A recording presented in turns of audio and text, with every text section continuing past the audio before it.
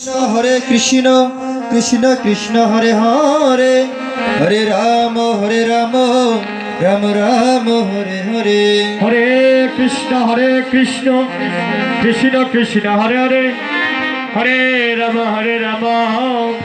राम राम हरे हरे। भक्तगण আমরা তো বাংলাদেশের ভক্তগণ হচ্ছে মহাপ্রভুর দেশের সন্তান। হরিবল। আমরা সবাই মিলে একটু মহাপ্রভুর ধ্বনিটা করব, কেমন? সবাই মিলে করবেন জয় জয় মহাপ্রভু কি। এই ধ্বনিয়ে মহাপ্রভু খুশি হইতেন, আরো প্রাণ খুলে ধ্বনি করবেন। যে ধ্বনি করলে মরণকালে যেন ভব নদীর পারে এই ধ্বনির কারণে যেন মহাপ্রভু হাত ধরে বৈতরণী পার করে নিয়ে যায়। শুনে জগতে টাকা পয়সা রে ভাই মানুষকে সুখ দেয় না, সুন্দর চেহারা মানুষকে সুখ দেয় না, তাইস্তাগানো বাড়িঘর আদরের সন্তান পুত্রাদি ব্যাং বেলে সেইগুলা মানুষকে সুখ দেয় না। টাকা পয়সায় সুন্দর চেহারায় যদি মানুষকে সুখ দিত তাহলে মানুষের রাত্রিবেলা ঘুমোর ট্যাবলেট খাইয়া ঘুমাইল না। এই জগতে কৃষ্ণ বিনা সুখ দিতে জগতে নাহি অন্যজন, আর তাকিলের ভাই বিদ্যা কুলে কোটি কোটি দন। হরিবল। যদি সুখ শান্তি পেতে চাই তাহলে একমাত্র এই ভগবানের শ্রী চরণে সবাই আত্মনিবেদিত হতে হবে। এইলে সবাই মিলে একটু ধ্বনি করবেন। এই বদন দিয়ে কত কুকতারে ভাই বলি মনেরও জানতে। একবার হরি নাম করলে এই বদনটা শুদ্ধ হবে, দেহ ভাণ্ডটা শুদ্ধ হবে, আর আস্তে আস্তে দেখবেন একটা গৌর প্রেমের নেশা লেগে যাবে। এই আসরে বলে গেল সবাই মিলে একটু ধ্বনি করবেন জয় জয় মহাপ্রভু কি। আরো প্রেম সে দিতে হবে, এমন ভাবে ধ্বনি দিবে এই ধ্বনিতে যেন এই শ্রীবাস সঙ্গ যেন আজকে কৃষ্ণ প্রেমে গৌর প্রেমে পরিপূর্ণ হয়ে যায়। বাড়িতে যারা আছেন তাদেরও জন্য ঘুম ভেঙে যায়। আর যদি দেহ থাকে এখানে আর মন যদি থাকে বাড়িতে, তাহলে তো ধ্বনি হবে না উচ্চস্বরে। হরিবল। সবাই মিলে ধ্বনি করবে, দেখবেন আজকের অভিশাপটা কিরকম হয়ে বললাম। আসলে আপনারা কৃপা করতে হবে। জয় জয় মহাপ্রভু কি, জয় জয় মহাপ্রভু কি, জয় জয় মহাপ্রভু কি, জয় জয় মহাপ্রভু কি। হরিনাম সংকীর্তন কি, গৌর ভক্ত বৃন্দ কি, শ্রীবাস সঙ্গন কি। আপনাদের মনে হয়নি বা দাদার মহাপ্রভু প্যান্ডেলের বাইরে তাও হ্যাঁ, ভক্ত যেখানে ভগবানই তো সেখানে। নাহং তিষ্টামি বৈকুণ্ঠে যোগী নাং হৃদয়ে নচ মদ ভক্ত যত্র গায়ন্তি তত্র তিষ্টামি নার। জয় জয় মহাপ্রভু কি। রাধে রাধে রাধে। ভক্তগণ 84 লক্ষ জুনি করিয়া ভ্রমণ, তারপর পেয়েছি আমরা দুর্লভ স্বাদের মানব জন্ম। যে জন্ম পাওয়ার জন্য শুনেন, কথা বলবেন না, একটু কথাগুলো শুনেন। যদি ভালো না লাগে একটু নীরবে থাকেন, না হয় একটু ঘুরে আসেন, সমস্যা নেই, কথা বলবেন না। দুইটা অপরাধের কমা নাই দাদা শ্রীবাস সঙ্গনে।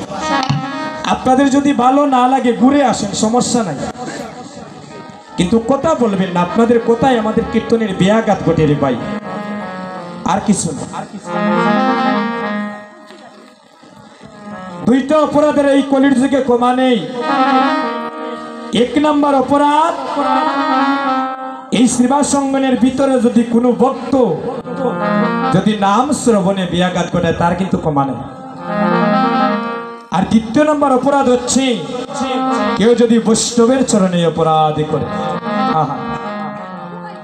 এই জীবনে ক্ষমা পাবো না আমরা কেউ। তাই এখানে এসেছি কিছু যেন সঞ্চয় করে নিয়ে যেতে পারি। জীবনে তো কিছুই দিতে পারলাম না রে ভাই, গৌর হরিকে শুধুই চাইলাম যে ভগবান আমাকে এটা দাও সেটা দাও, এই দাও সেই দাও, কিন্তু প্রেম ভক্তি দ্বারা গৌর হরির চরণে একটা দিন এক বিন্দু নয়নের জল দিতে পারলাম। বেশি দিন বাঁচবো না গো, আপনি আমি সবাই চলে যেতে হবে।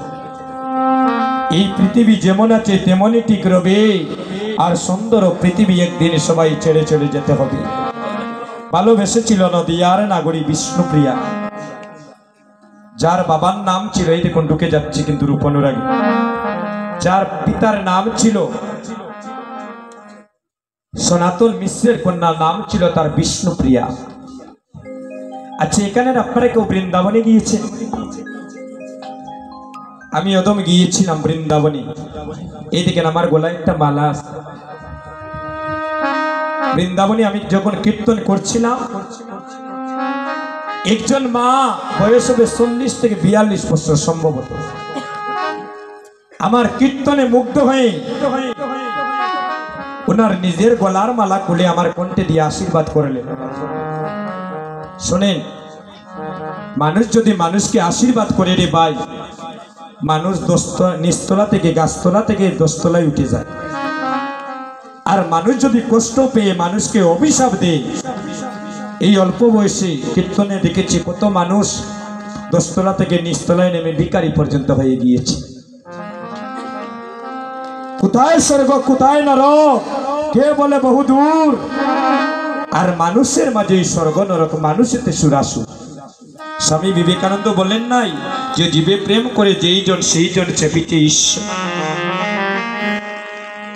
ভগবানকে খুঁজতে কি ভারতে যাওয়া লাগে?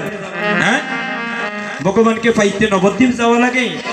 নবদ্বীপে গিয়া যদি ভগবানকে পাওয়া যাইত, বাংলাদেশের অনেক সনাতন ধর্মের দাদা মৃত্যুর আগে নবদ্বীপে 2 তলা 3 তলা একটা ঘর বানিয়ে রেখে দিতে। না মিথ্যা বলছি দাদা? বৃন্দাবনে গিয়া যদি রাধারানীর আর গোবিন্দের কৃপা পাওয়া যাইত, এই সনাতন ধর্মের বাংলাদেশে এমনও টাকাওয়ালা মানুষ আছে বৃন্দাবনে 1 শতক জায়গা রেখে ঘর বাড়ি করে সেখানে বসতি করতে। ভগবান তো ভক্তের হৃদয়ে, এখানে যদি ভগবানকে আমরা স্থান না দিই তাহলে ভগবান থাকবে কোথায়? কে বলে রে নাই ভগবান দেখ না খুঁজে অন্তরে, আর ভগবান কুস্তে রে ভাই হয়ে না যেতে ভারতের বৃন্দাবনে। শুনেন,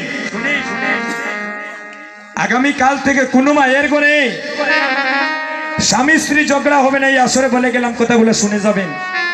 ভাইয়ে ভাইয়ে দ্বন্দ্ব হবে না, পিতা পুত্রের সংসারে অশান্তি হবে না। ধীরে ধীরে গোটা বৃন্দাবনে পরিণত হয়ে যাবে। বিশ্বাস হয় না? আমার মোবাইল নাম্বার নেবেন, বলে তুমি আসলে দাঁড়িয়ে মিথ্যা বলেছ। যদি আমি যে কথা বলবো এই কথাটা যদি রক্ষা করতে পারি, দেখবেন ধীরে ধীরে ওই ভারতের বৃন্দাবনের মতো আপনার গোটাও বৃন্দাবন হয়ে যাবে। কথাগুলো তো শুনতে হবে, অন্তরে গেতে নিয়ে যেতে হবে, তবেই তো আমার বলা সার্থক। দাদাদের লক্ষ টাকা কীর্তন দেওয়া সার্থক, খরচ করে আপনাদেরও দূর থেকে আসাটা সার্থক হবে। দেখেন, নদিয়ার নাগরী আমার গৌর হরিকে কেমন করে ভালোবেসেছিল। নদিয়ার নাগরী সনাতন মিশ্রের কন্যা বিষ্ণুপ্রিয়া। এই দেখেন, এই দেখেন, এই দেখেন, গাগরি চিনেন মায়েরা? গাগরি, গাগরি অর্থ হচ্ছে কলসি। একটা কলসি কাঙ্কে নিয়ে আমি আলোচনা না করেই বৃন্দাবনে চলে যেতাম, কারণ গৌরীকে স্মরণ করে দাদা যেতে হয়, নাহলে অপরাধ হয়ে যায়। নিয়ম ছাড়া বেনিয়মে ঔষধ খাইলে যেমন রোগীর অবস্থা খারাপ হয়, আর নিয়ম ছাড়া অনিয়মে কীর্তন গাইলে আপনার চোখে ফাঁকি দিতে পারে, কিন্তু ভগবান আমাকে ছাড়বে না দাদা। ডাক্তারবাবু লিখে দিলেন ঘুমের ট্যাবলেট একটা, আপনি ভুল করে খাইলা 3টা, এটা ডাক্তারের দোষ না, আপনার দোষ বা দাদা। আমরা যে কীর্তন করি, আমরা তো একটা সিরিয়াল নিয়ম আছে, প্রথম গুরু স্মরণ করতে হয়, তাহলে গুরাঙ্গের চরণ আশ্রয় নিয়ে তারপর ধীরে ধীরে লীলার দিকে শেষ করতে হয়। নদিয়ার নাগরী একটা গাগরি কাঙ্কে নিয়ে ধীরে ধীরে সুরধনী গঙ্গার ঘাটে যাচ্ছে। মাগো, আপনাদের দেখবেন একটি ধর্ম আছে, আপনারা যখন নদীর ঘাটে যান, এই নদীর ঘাটে গিয়ে আপনি প্রথম কি করেন, ওই শূন্য কলসির ভিতরে একটু জল ঢুকিয়ে ভিতরটা ভালো করে পরিষ্কার করে আবার কলসি থেকে জলটা ওই জলের মধ্যে আবার ফেলে দেন, তাই তো? আর ধীরে ধীরে ঢেউ দেন। আচ্ছা মায়েরা বলতে পারবেন আপনারা ঢেউটা কেন দেন পুকুর ঘাটে বা নদীর ঘাটে গিয়ে? কারণ জলের উপরের ময়লা যাওয়ার জন্য। ময়লা কিন্তু আবার দুই রকমের, একটা হচ্ছে বহিরঙ্গের, আরেকটা হচ্ছে অন্তরঙ্গের। আমরা তো বাইরের ময়লা অনেকে পরিষ্কার করি, আর আজকে গৌর প্রেমের আলোচনার মধ্যে আসবে কিভাবে ভিতরের ময়লা পরিষ্কার করিতে হয়। হরিব ভক্তগণ, নদীয়ার নাগরী ধীরে ধীরে গিয়েছে সুরদনে গঙ্গার ঘাটে। গঙ্গার ঘাটে যখন গিয়েছে তার দুটি নয়ন কুম্ভ দিয়েছে জলের দিকেই। দেখো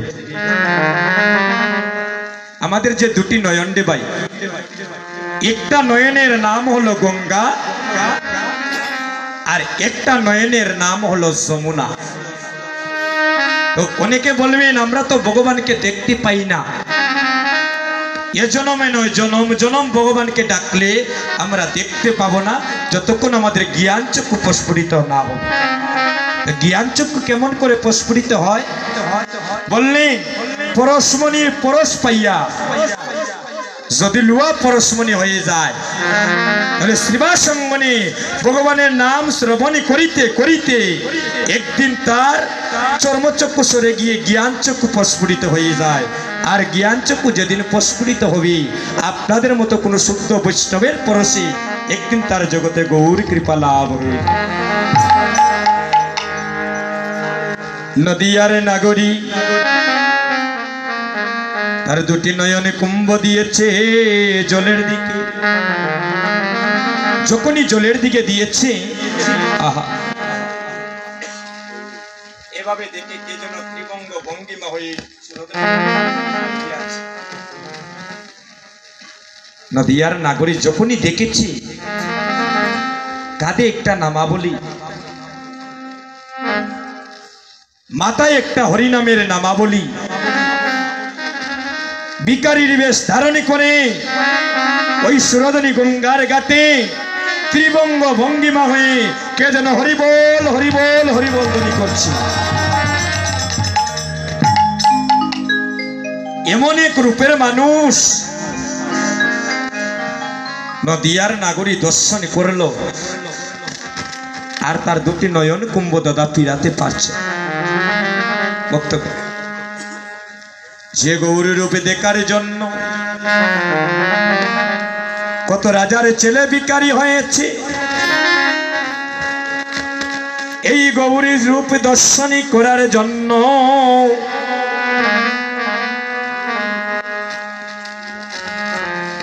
কত রাজার সন্তান রাজবেশ ছেড়ে দিয়ে ভিখারির বেশ ধরেছে। এই গৌরকে একমাত্র দেখার জন্য, এক পলক দেখার জন্য কত যুগ ঋষি মুনিরা যুগ যুগ সাধনে ভজনে করেন এই গৌরী চরণ একেবারে পাওয়ার জন্য। কত যুগ ঋষি যুগ যুগ সাধনে ভজনে করে, তাকে একমাত্র পেতেই হলে একমাত্রই তোমার মন সরল হতে হবে, আর ওই পথের তুমি প্রতীক হতে হবে। নদীয়ারে নাগরী যখনই দেখেছে গৌরী চুপকানি, আর মানে কুলা মানে বিটা মাটি, দেহ জীবনে যৌবন, এই জনমের মতো গৌরী চরণে অর্পণ হয়ে গিয়েছে। নাগরী কাচ্ছি আর বলছি হায় রে, আমি যদি জানতাম আমার এমন দশা হবে সুরদনী গঙ্গার ঘাটে এসে, তাহলে আমি আজকে কেন দুটি নয়ন নিয়ে আসলাম। আমি কোটি নয়ন দিয়ে ওই গৌর ছায়া কানি দর্শনী করে আমার নারী জনমে কানায় আমি ধন্য করিতাম। নদীয়ারে নাগরী আর কাচ্ছি আর বলছি হায় রে, আমি কেন গিয়েছিলাম সুরদনী গঙ্গার ঘাটে, আমি গিয়েছিলাম পূর্ণ কুম্ভ, আমি ফিরে এলাম শূন্য কুম্ভ, আমার তো সব হারিয়ে গিয়েছে রে। যখনই তার রূপের ছোটায় আমার অঙ্গে লেগেছি, আমার মান কুলমানে বিটা মাটি দেহ জীবনে যৌবন জনমের মতো ওই গৌরী চরণে অর্পণ হয়ে গিয়েছি। আহা।